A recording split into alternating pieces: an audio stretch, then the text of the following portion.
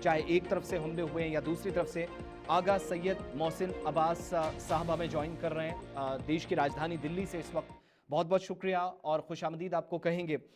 ज़रा first opinion आपका हो जाए इस सारी सूरत हाल पर, और जो अब तक कंफर्मेशन हुई, और आप भी ज़रा और कुछ ईरान के ताल्लुक से, क्योंकि आप बहुत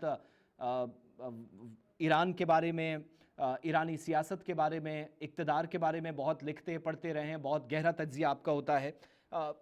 एक तो शुरुआत में आपसे पूछना चाहेंगे कि इस मौजूदा सूरत हाल पर आपका क्या नुक्ता नज़र है, और अब जो ये वाक़ा पेश आया है जिसमें तस्दीक की गई सुप्रीम लीडर के जाम शहादत नोश फरमाने की, इसके बाद क्या? बिस्मिल्लाहिर्रहमानिर्रहीम। देखिए, ये बात तकरीबन रात कंफर्म हो चुकी थी, क्योंकि ईरान ने जिस तरह से दिफा किया अपना, उसका जवाब दिया जो उसके ऊपर हमला किया गया। वरना ईरान इस तरह से हमले करता नहीं, कभी भी इस तरह से हमले नहीं करता। तो ये बात तो रात तकरीबन महसूस हुई थी ईरान के जवाबी हमले से कि कुछ ईरान में ज्यादा मामला खराब हुआ है। बिलखुसूस सैयद अली खामनाई साहब को जिस तरह से मारा गया, शहीद किया गया, आप सोचिए दुनिया इंसानियत में इससे बड़ा जुल्म क्या होगा। किसी के घर पर जाकर हमला करना पूरी दुनिया के लिए ये मकाम है सोचने का कि भाई किस तरह से उसके मुल्क पर जाकर हमला किया गया, पूरी दुनिया के सामने चैलेंज के साथ हमला किया गया। हमें ये दर्स करबला से मिला हुआ है। देखिए, हमें ताज्जुब नहीं है, इस बात पे जर्रा बराबर भी ताज्जुब नहीं हुआ कि अमेरिका और इजराइल ने ऐसा किया है। क्यों? इसलिए कि करबला में जो हमें पैगाम दिया था करबला ने 61 हिजरी में, वो हक्को बातिल की जंग थी। अच्छा, यहां पर भी मसला ऐसा ही है।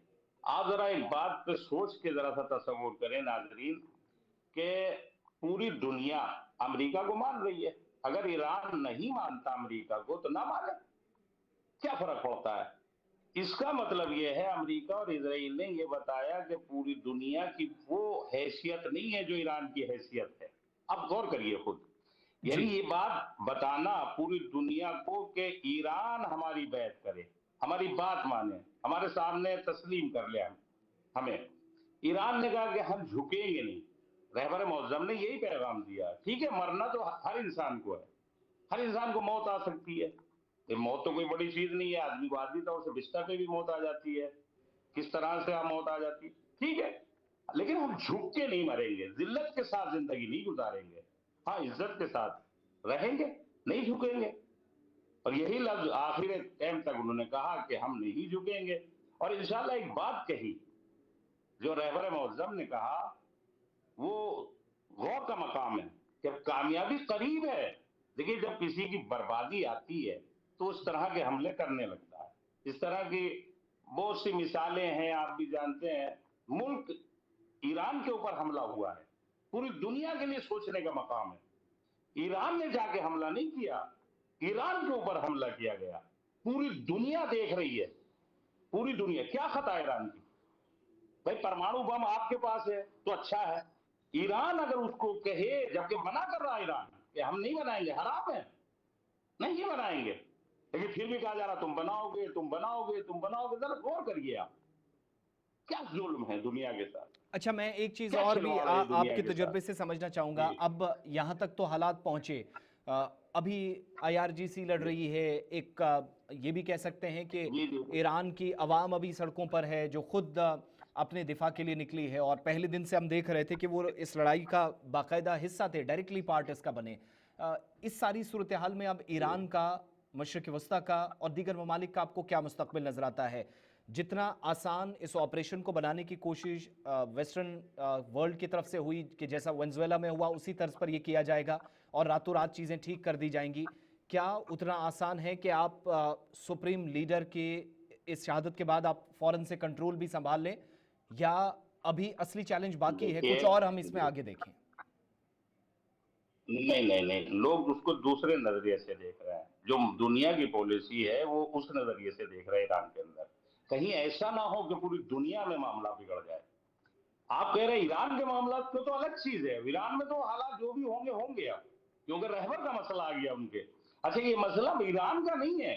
हम्म। अगर ईरान का मखसूस मसला होता, कोई लीडर ईरान का मारा जाता, कोई मुश्किल नहीं है। ये पूरी दुनिया में शियत का लीडर मारा गया। आप जरा सोचिए ये मसले को कितना फैला दिया गया। हमें डर इस बात का लग रहा है, इस वक्त जो मुझे महसूस हो रहा है, जो मैं रात से परेशान हूं, कि कहीं पूरी दुनिया के अंदर हालात खराब ना हो। इसलिए कि रहबर मौसम के जो चाहने वाले उठेंगे, और अब ना मालूम क्या हालात बिगड़ गए। ये पूरी दुनिया के लिए, हर मुल्क के लिए मसला आ गया है। इसमें बहरहाल सबको निगाह रखनी है। एहतजाज अब ना जाने कहां क्या होगा।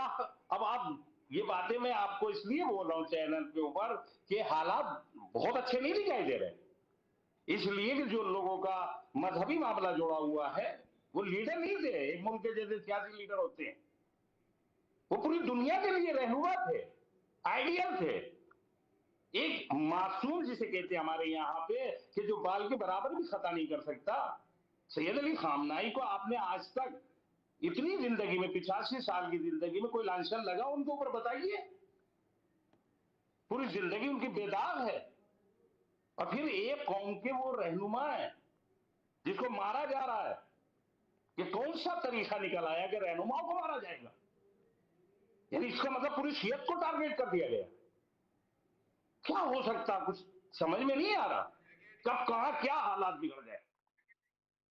इस हालात को बहुत ज्यादा मामला बिगड़ने के चांस लगते हैं। हालात इस तरह के हैं, मैं यकीन मानिए पूरी कौम रो रही है।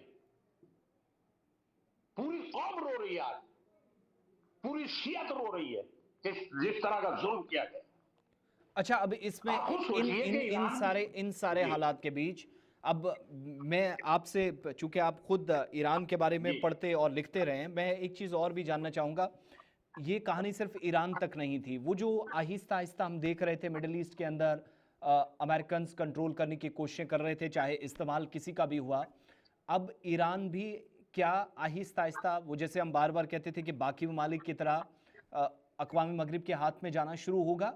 या मैं ये पूछना चाह रहा था कि असल में देखिए असली लड़ाई अभी बाकी है यहाँ से आगे? देखिए, ईरान की लड़ाई अब शुरू हुई। मैं आपको बिल्कुल साफ लफ्जों में कह रहा हूं, हम्म। ईरान की लड़ाई की ये रात, यानी कल जो थी, वो इब्तिदा थी, और इंतहा ईरान ही करेगा। ये बिल्कुल मैं खुले लफ्जों में इसलिए कह रहा हूं कि ईरान न मालूम किस हद तक जाए इस वक्त। कोई कुछ नहीं कह सकता। पूरी दुनिया के अंदर इस वक्त ईरान को रोकने का अब सिस्टम कुछ समझ में नहीं आता। कोई मुल्क भी अगर बात करेगा तो ईरान अभी बात करने के मूड में नहीं रहेगा। ये तो मैं भी जानता हूं, 10 साल में वहां पर रहा हूं। यकीन मानिए, मैं दावे के साथ कह रहा हूं, 10 साल में कभी कोई जरा सी परेशानी हमको महसूस नहीं हुई। वहां पे हम्म। इतनी अमनियत है। कैसा जमाना आ गया। यानी जो जिसके ऊपर जुल्म किया जा रहा है उसी से सवालात किए जा रहे हैं। ये जुल्म नहीं तो क्या है, जो मजलूम है उसी से सवाल किए जा रहे हैं। भाई किसने जाके हमला किया है पहले?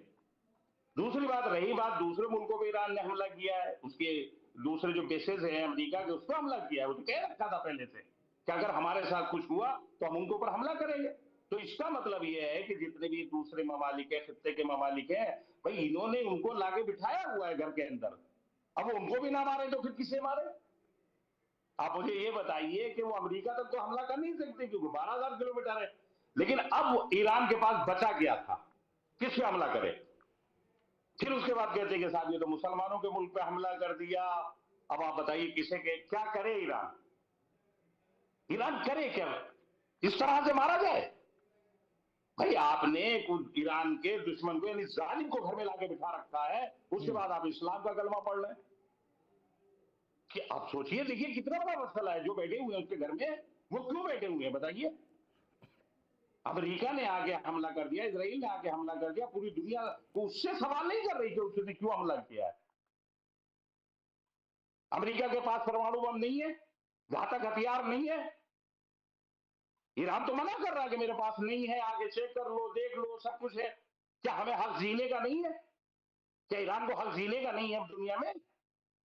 कौन सी तानाशाही है ये? सारे ममालिक से सवाल किया जाए क्या उन्हें कल उनके साथ भी होना? ये तो सब देखिए, जैसी करनी वैसी भरनी है। एक कौम का लीडर मारा जा रहा है पूरी दुनिया के अंदर और पूरी दुनिया खामोश है, तो ये तो सबके लीडर ऐसे ही होंगे। अब हालात देखिए, कभी भी कुछ भी नहीं कहा जा सकता, कुछ नहीं बोला जा सकता। यकीन मानिए कि हालात कब क्या बन जाए कुछ नहीं मालूम।